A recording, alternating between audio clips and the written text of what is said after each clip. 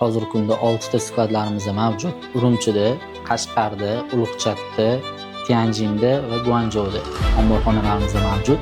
Guanzhouda siz yukingiz bo'lishi mumkin, Qashqargacha yetkazib bera olmaysiz, chunki orasida kilometrlar bor.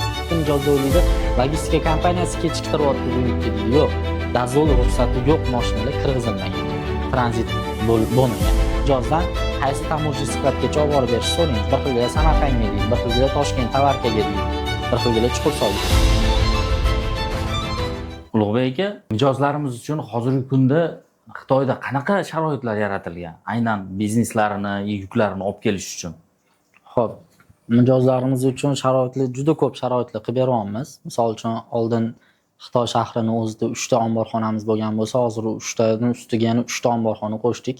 Hozirgi kunda 6 ta skladlarimiz mavjud.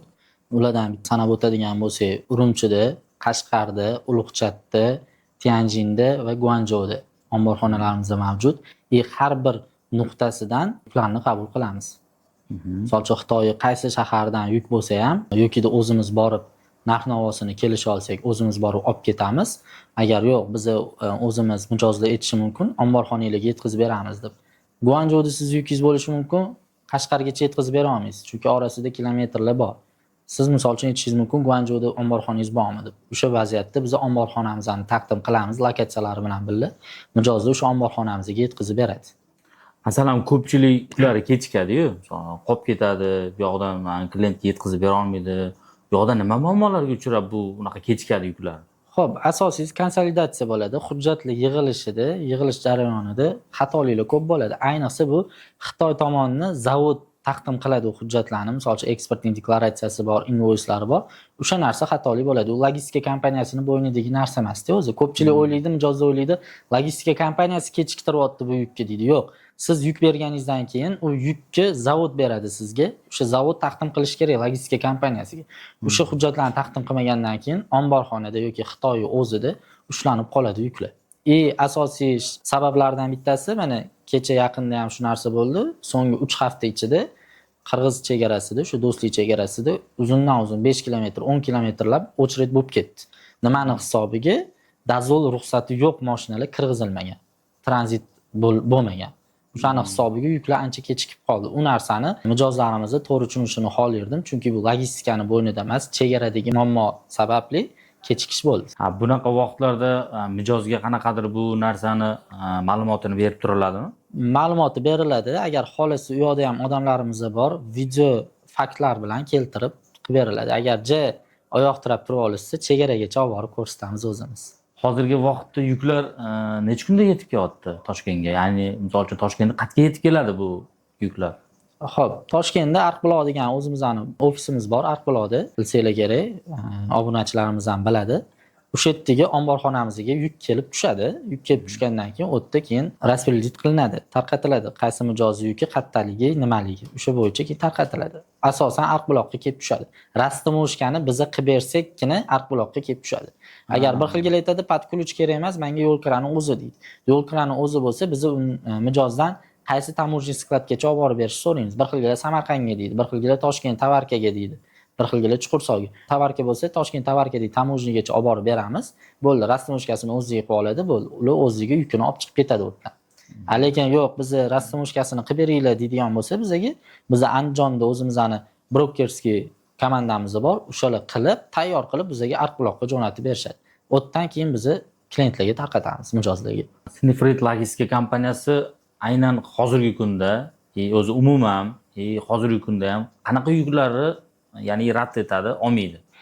Asosan kiyim-kechak, oziq-ovqat. Oziq-ovqatni bir furadan kam bo'lmagan yuklarni olmaymiz oziq-ovqatda. Chunki uni jarayonlari qiyin, sertifikat olishlari bo'ladi, o'tda SESdan o'tkazish kerak bo'ladi. U narsalarni hisobga olib, bir furadan kam yuk oziq-ovqat beradigan bo'lsa, biz olmaymiz.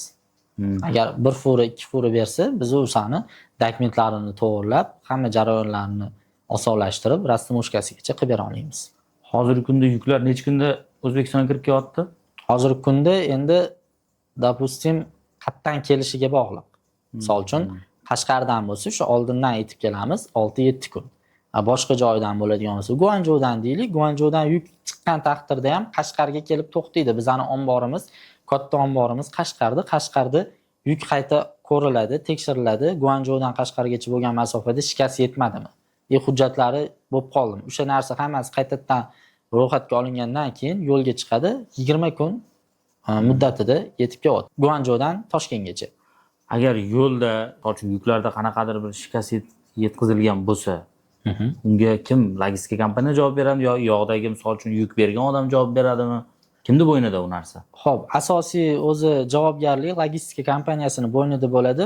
U yuk sug'urtalangan bo'lsa, keyin shartnomada ko'rsatilgan bo'lsa, javobgarlik kimi bo'ladi. Ko'pincha hozir javobgarlikni mijoz bilan gaplashiladi. Undan ko'ra sug'urtalab bering deyshadi. Yetkazilgan zarari sug'urta to'lab beradi. Yuklarni qaysi vaqt olib kirgan yaxshiroq? Misol uchun faslga keladigan bo'lsak, masalan, yozda, qishda, kuzda. Xo'p, bahordan kuzgacha bo'lgan muddat eng optimal muddat hisoblanadi, chunki qishda yo'llar muzlaydi, ob-havo sharoiti qiyinlashadi, yurish masofasi qisqargani orqali yetib kelish muddati ham qisqaradi. Misol uchun yozda hozir issiq kunda 6-7 kunda Qashqardan yuklarimiz yetib kelayotgan bo'lsa, 15 kungacha cho'ziladi qish kunida.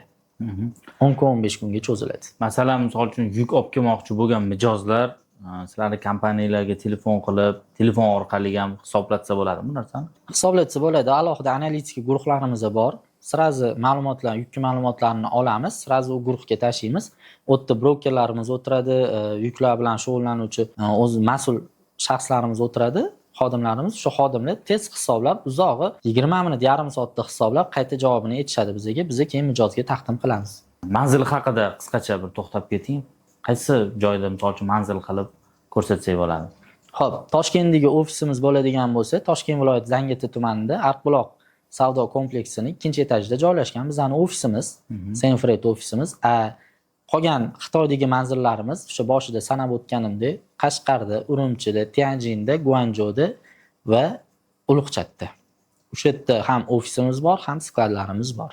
U yoqqa borib ham xitoyliklar bilan, agar siz misolcha Xitoyda bo'lsangiz, Toshkentga kelib o'tirib muzokara qilishingiz shart emas. O'sha yerdagi yaqin skladimizga borib, o'sha yerda ham xodimlarimiz o'tiradi, o'sha yerda ham shartnomani imzolasangiz bo'ladi, yuk jo'natish bo'yicha.